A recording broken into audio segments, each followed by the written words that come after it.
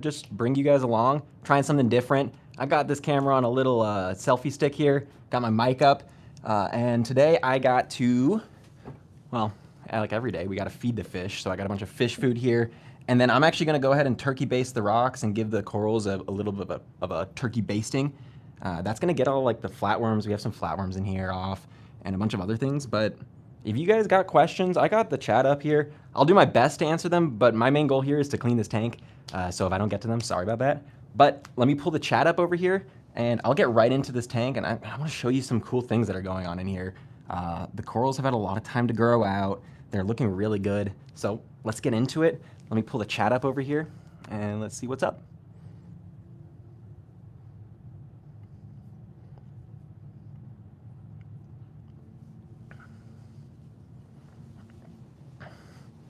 All right, so I'm letting this defrost for a while, and then I'll feed at the very end here. So let's get into the tank. Oh, look at that, I can hear myself. Perfect. Got my turkey baster. Actually, one of my favorite features of this tank, let me show you here. I got my gimbal, and I wanted to share this, are actually these little stands. Since I do the maintenance, I'm very biased about this, but check this out.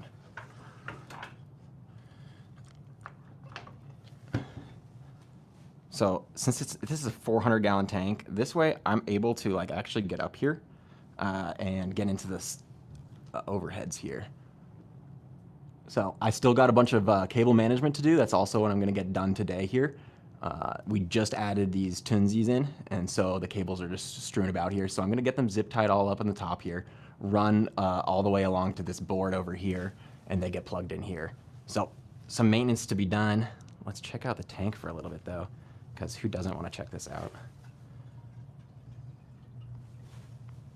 Big Monty caps and a bunch of big acros. Let's get into it. All right. What's up, Adam? How you doing? Getting a 21-gallon next week. Thinking about getting a scarlet hawkfish. Do you think it's big enough? Scarlet hawkfishes do end up getting a little bit big and quite aggressive, actually. Here, let me see if I can get myself in frame here. Boom.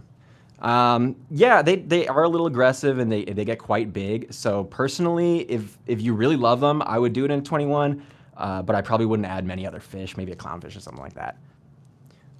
What's up, guys? All right, we're gonna get into this. Let me see how I can get here so you guys can see all of this. Maybe I'll get on this side here.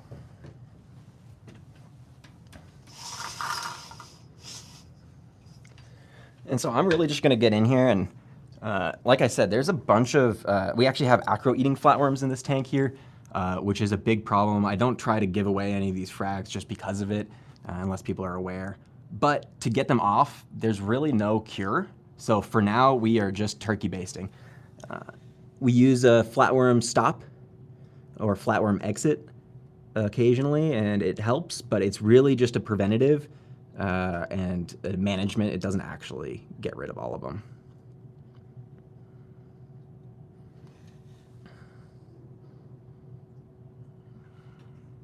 Oh. Since this tank is so big, all the time I'm breaking frags off of it, but they grow so fast that I'm not too careful.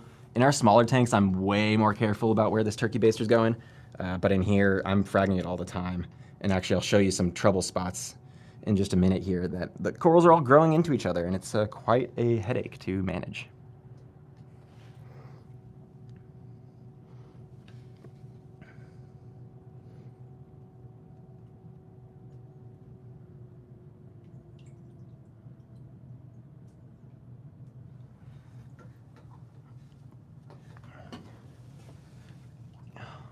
Okay. So I'm mainly just getting the flatworms off of the acros, but then also there's a little bit of cyanobacteria in this tank here. It's pretty common. It only really shows up in like on a little bit of like dead skeleton or occasionally in the really low or zero flow areas of this tank. So I'm just also turkey basting all of that off. Especially right here. Let me show you guys this specific spot right here. So we have this Christmas Monty right next to our big torch coral here. And so you see the big torch coral, and the Monty cap here. And right in between, the torch coral keeps growing and killing off the Monty cap. And so there's a bunch of cyanobacteria that grows right here. So this is a focus spot for me that I really turkey base. And then you can also see like little areas like in between these rocks here, little tiny nooks and crannies is where you really want to get that turkey baster into. Same thing with like down here. You can see as the colonies start to get really big, the bottom branches sometimes start to die off a little bit. That's where you can get a ton of cyano or some other nuisance algae. All right, let me get you guys placed back. So this tank is running those 2 Tunsies. It runs 6 blades, and recently we just added the 4 radions, but if I record with the radions on, you guys don't see anything other than blue. So the radions are off right now. Where did I put my turkey baster? It's all the way at the top here.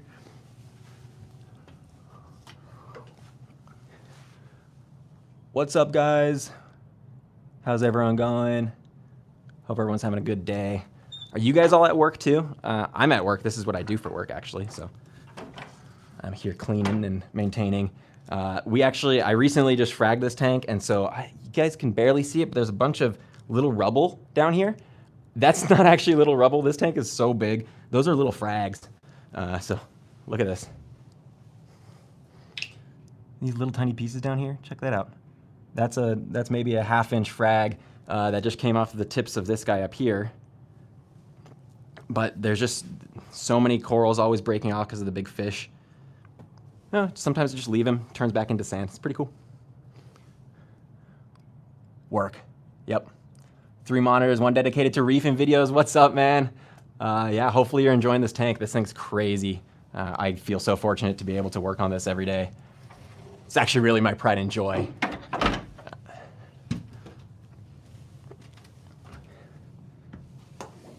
I'm just gonna get in here and keep turkey basting. Again, it's mainly getting rid of that cyano, getting rid of the flatworms. Inside of this guy here, actually, there is always tons and tons of detritus. I wonder if you guys can see that spilling out of there.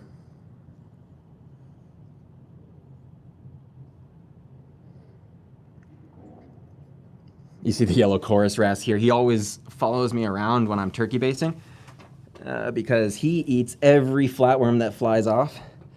And he knows by now that he can get a free meal. So he's just following me around. I'm surprised the other wrasses, we have that Melanaris here is also kind of following me around. And then we got a green chorus in here that also likes to follow me around often.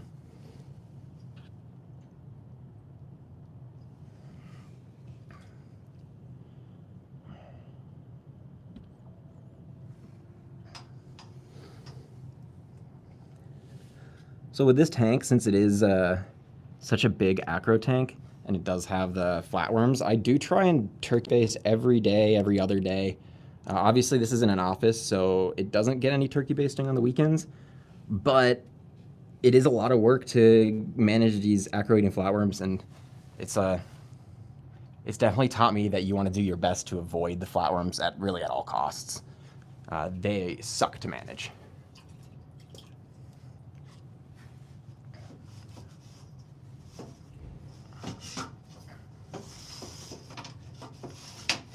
All right, I'm gonna slide the screen net to the back. There is a big screen net on this tank.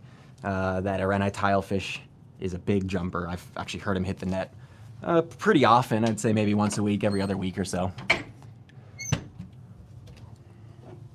Tilefish in general, big jumpers. So absolute necessary if you have one to get a net.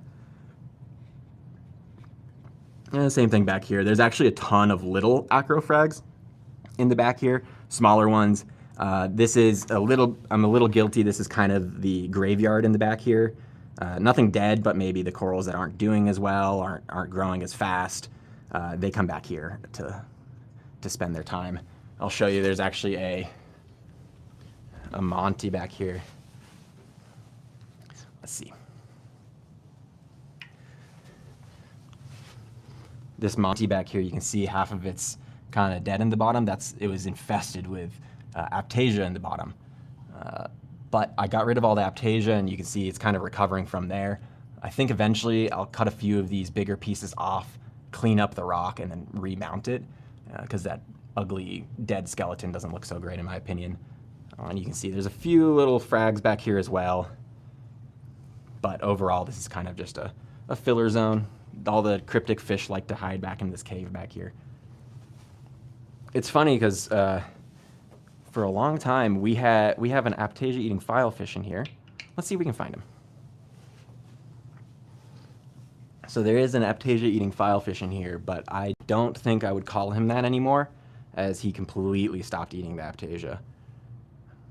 Maybe he's spoiled. There he is. Look at him. He's running away from me. So he's right in the middle here. And so these guys definitely known for eating Aptasia. You can see him, he's pretty big in the middle. But he completely stopped maybe 6 months ago. And so now I've been eating the Aptasia. No, I'm just kidding. I've been using some Franks to get rid of all the Aptasia. I tried throwing about 70 peppermint shrimp in here to not much luck. Although, I don't know about you, but if I was a peppermint shrimp in here, I wouldn't wander around. There's a ton of big grasses and stuff, so yeah. What's up, guys? Russell, love that convict tang. So you know what's crazy? For the longest time, I thought this guy was a convict tang too. The only difference between a convict tang and a zebra tang that like is easily visible is the amount of stripes. So the convicts, I believe, have more stripes, and then the zebras have quite a bit less. So this is a zebra tang, a little bit rarer, looks almost the same, and is like 10 times the price. So up to you if it's worth it, but he's really, really cool. He actually is a big instigator in the tank here, which is really annoying. He is always getting chased. Everyone else gets along except for him. So he might be heading out of this tank soon just because he causes so many problems with the piece. So we'll see. I'm gonna keep turkey basing the rocks back here, kind of hiding from you guys, but just enjoy the tank. And I'll just keep letting you guys know what I'm up to. But in general, I'm just turkey basing the rocks, getting rid of the cyanobacteria and flatworms. Occasionally I'll use like a, actually, do I have it over there? Let's see. No, occasionally I'll be using like a PMUP from Neptune Systems. You can get a PMUP with just the power supply. Oh no. Sorry about that. That is my gimbal. He gave up on me. I wasn't using him long enough. There we go. Yeah, so normally I like use a PMUP, and that you can get with a power supply included. And so you don't need to connect it to your Apex. And just plug that into the wall, and then it actually fits like RODI tubing right onto it. So I attach RODI tubing with the 3/8 to 1/4 inch RO adapter. And then you can use the little output of that RO tube to turkey baste your rocks. I was gonna show you guys, but I left it over in the other studio. So next time I'll definitely share that with you guys. But that's a tip that Josh actually showed me when I first started here. And now it seems so obvious, and the reason I brought it up is because my hands are getting tired. So big tanks like this, turkey basters are kind of very tedious.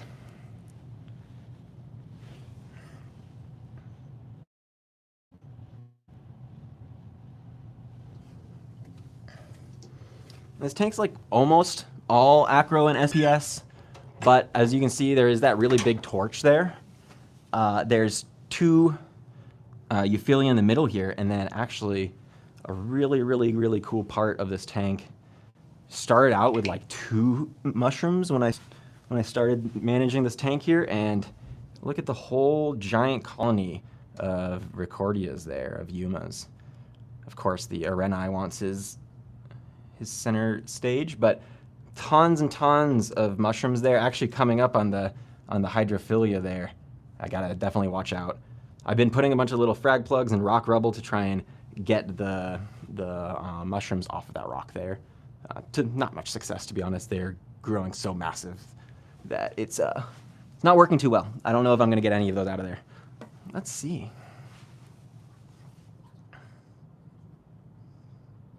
All right, we're back. The food's pretty defrosted. We're gonna run, we got some fish eggs, like a mixed blend of seaweed. Since this tank has that angelfish in it, we got an angelfish, butterfly fish mix that has sponge in it. and there's a few other mixed saltwater foods. This is all food from Saltwater Bay, or Tampa Bay, sorry.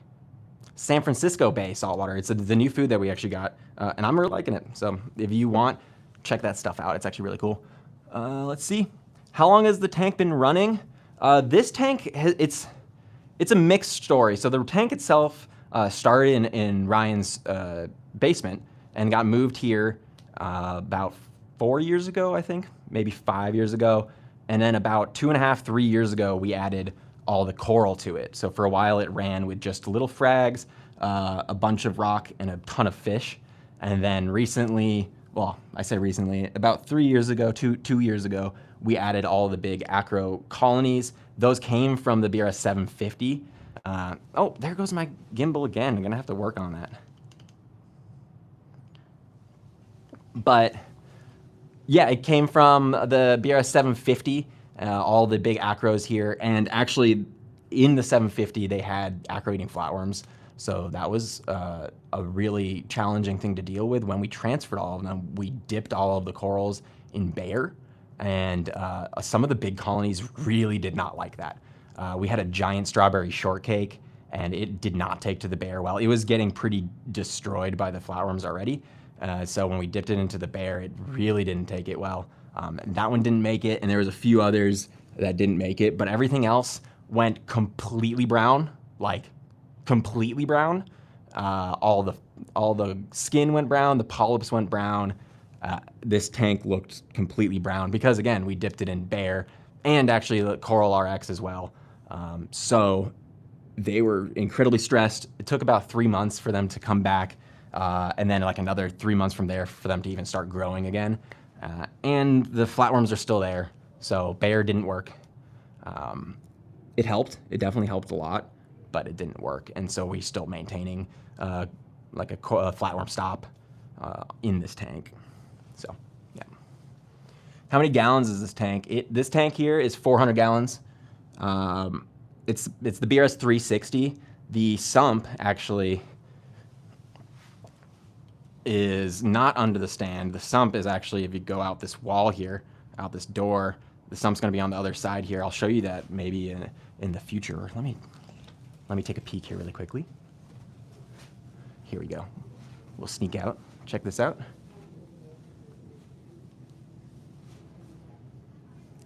Here we go. That's the sump. So we're running roller mat, skimmer, reactor, algae reactor, UV sterilizer, Trident, a few other goodies. And then over here, we're getting more set up. So instead of dosing out there, we're gonna dose in here with some boards going on. Got more boards on the other side. So yeah, that's kind of what's up with this system here. So yeah, 400 gallons about total. I dose up to 400 gallons. So anything that I need to dose that has a gallon measurement, 400 gallons is where I go.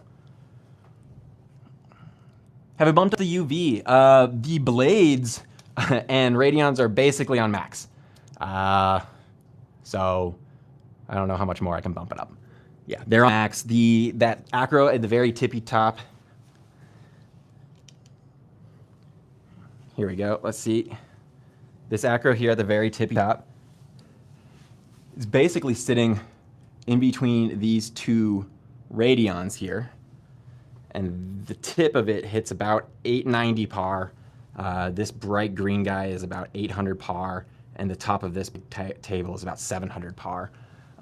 But yeah, the UV channels are all maxed out. Everything's basically maxed on this thing. Let's keep getting into turkey basting. I got that side basically done here. Let's get on to this side. Those big acros that I was actually showing you at the tippy top here, I recently fragged them as they were all growing into each other. Let's get up there. And the fresh cut pieces sometimes can use some turkey basting. It seems that, I'm not sure what the exact science is behind it, but it seems as though, you know, the tabling or the more dense acros way more heavily attract those acro-eating flatworms. So the ones I mainly focus on turkey basting are the big tables. The very branchy, like this big green slimer here, They don't really have any flatworms on them typically. Oh, we're down again. I promise I'll put you guys on a tripod next time. There we go. Let me see if I can adjust this a little bit here for you guys. Boom. Yeah, I just got you guys on a gimbal so you guys have a nice steady view, but I guess it keeps tipping over a little bit. No big deal. Let's get in here, do some more turkey basting, and let's feed, and then we'll be just about done. Now, keep in mind, before this, I did clean the glass. I just didn't think you guys would want to watch me clean some dirty glass. But this tank doesn't typically need glass cleaning every day. It's every few days. It's quite a stable tank. Well, you can't see it right now, but on this board over here, we have that Avid Aqua Insight, and so it's reading me out my parameters, and we're looking completely steady right now. This tank runs about 8 DKH, about 380, 400 calcium, and 1400 mag. It actually runs really, really high on phosphates, pretty high on nitrates. Recently, the phosphates got down to about 0.2, way higher than you'd really want normally. And then the nitrates are running about 20 to 30, which again, I really want to try and keep it under 20. So we've been skimming quite a bit heavier than normal.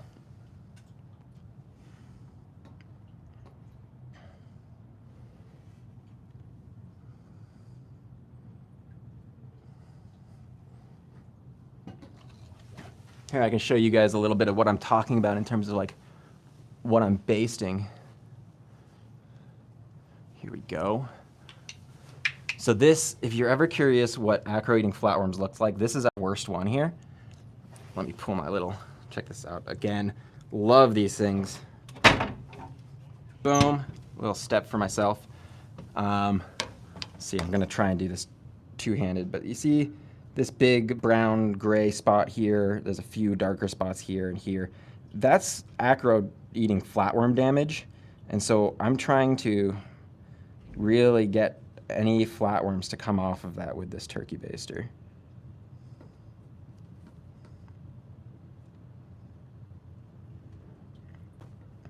Again, I do this like there goes one. Boom, see it? Little guy right at the tip there. And clownfish ate it. See, Ras is here waiting for one as well. They all know the routine by now.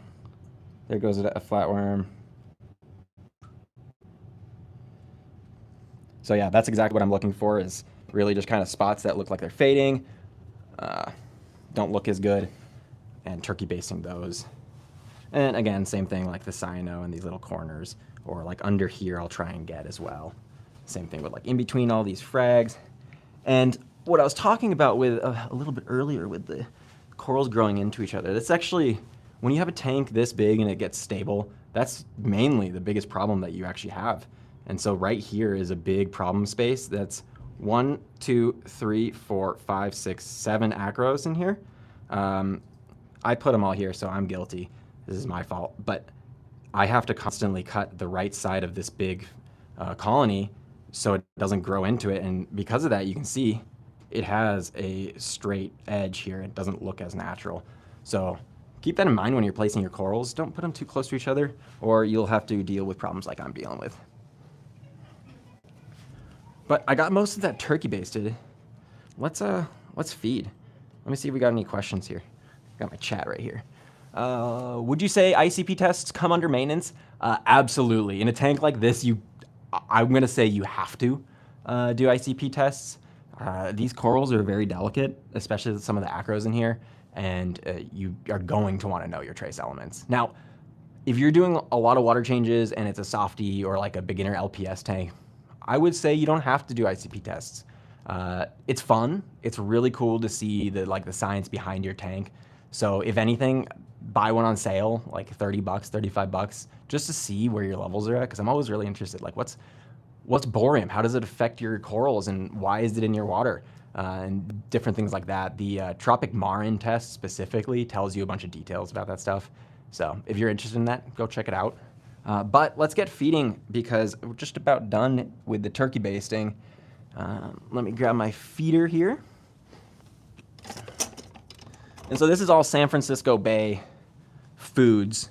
That's not the only thing we feed here.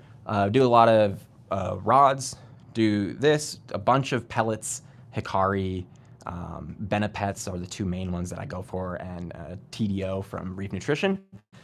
But I've been loving this stuff. We got a ton of samples when we onboarded them, and so I've been feeding these guys like crazy.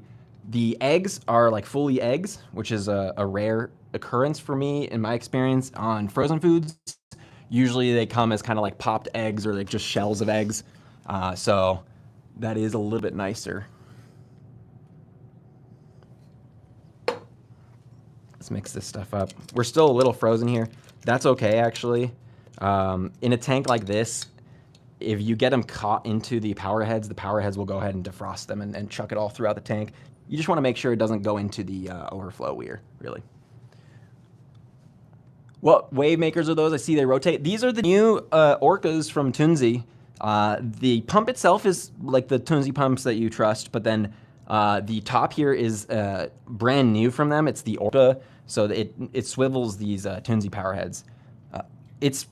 They're really expensive, but let me tell you about it for a second, because in my opinion, it's a good, worthwhile investment. You could buy 2 power heads for the price of this, but in order to get like similar flow across the front of this peninsula, you would have to have maybe 2, 3, 4 power heads stuck to this front glass or onto the sides and stuff. So it's pretty ugly. I'd say they have a really niche use case, but for that use, they can save you a ton of aesthetics, right? So you don't need a bunch of junk covering up your glass. You just have this thing kind of dipping into your tank. And while they are big, I don't really know any pump that like pumps that much for the size. MP60s would be my other go-to, but like an MP60 would be really weird out here, you know? So these fit really well, like peninsulas, really, really big tanks. They're like a lifesaver. I think they end up saving you money, even though they're really expensive, because I would be having 3 or 4 pumps for just these 2 instead. So they're pretty cool. Check them out.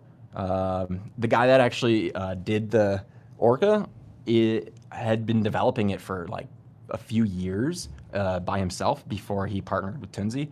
So it's a really cool product. I like the story behind it as well. But let's get to feeding. I'm trying to stall and get the food a little more defrosted, but no problem here. Let's get it in here. And so this food is gonna be, it's a lot of the eggs. This is all San Francisco Bay brand food. This is a lot of the eggs. It's the like seaweed, seafood, veggie mix. It's the normal saltwater mix. It's Formula 2. And the most important one, in my opinion, is it is also the angelfish and butterfly food. So that's gonna have the sponges that the angelfish in here is gonna want, and some of the more delicate fish in here will really appreciate as well.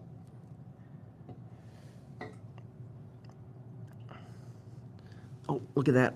I got a little piece of aluminum in here. Let me grab that.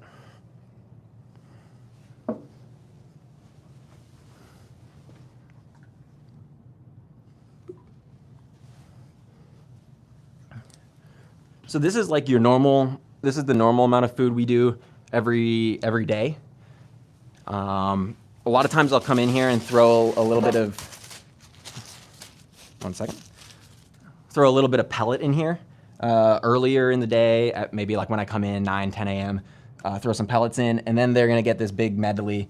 And once to twice a week, maybe every other week, I'm really flexible on it, I'm gonna throw in a bunch of coral foods. So I'll do, since nutrients are high, I'm doing like the Bena powder, because it doesn't raise your phosphates as much. If my phosphates and nutrients were lower, I would do something like reef chili, or something like that that's gonna raise my nutrients a little bit more. And no matter what, before I do all of that, I use a polyp booster. I just think, especially with acropora like this, it helps quite a bit. You can really see that like the polyps actually come out and open up more. But the tank is kind of a mess now. Lots of nutrients got thrown in. All that fish food's kind of mixing up. I don't sift any of the fish food or sieve any of the fish food that goes into this tank, but in some of our smaller tanks, sometimes I do. It just really depends on what's going on in the tank. Knowing what's up in the tank is the most important thing, really. If you're in touch with your tank, you're gonna know what to feed it. So just keep looking at it and paying attention to it. Did I drop a bunch of cables into the tank? Dang it. So like I said, after this live here, that is my next step. I'm putting up these cables, redoing all the wiring, and getting right into that. It's looking nice. Let's give it a little walk around, and then we'll be good to go.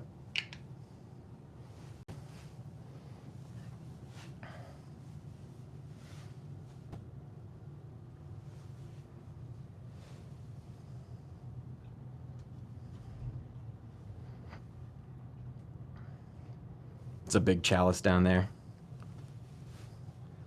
Now you see here's the torch is starting to eat. All the heads are starting to contract and polyps are looking a little smaller. Everyone's taking a snack.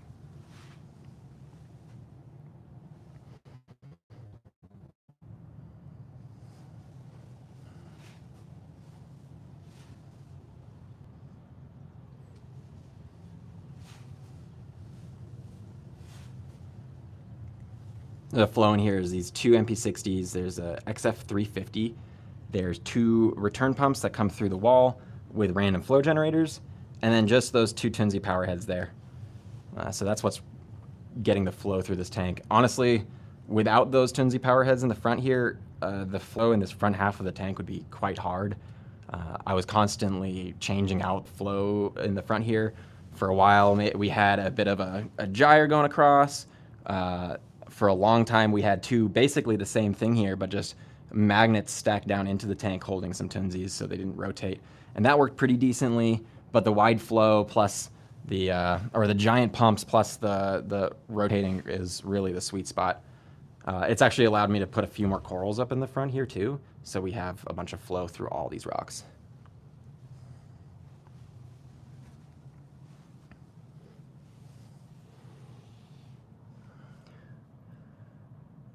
What's up, that derf guy?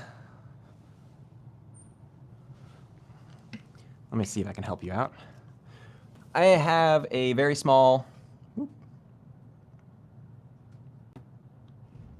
Hello. I have a very small rag of Raja Rampage running Primate 16 HD. What sort of light placement should I be giving it? I read low light and it's on the sand bed, but appears to be slightly bleaching. Should I place it in a shadowed location? What's up? Hey, Maple Grove, what's up? Real close.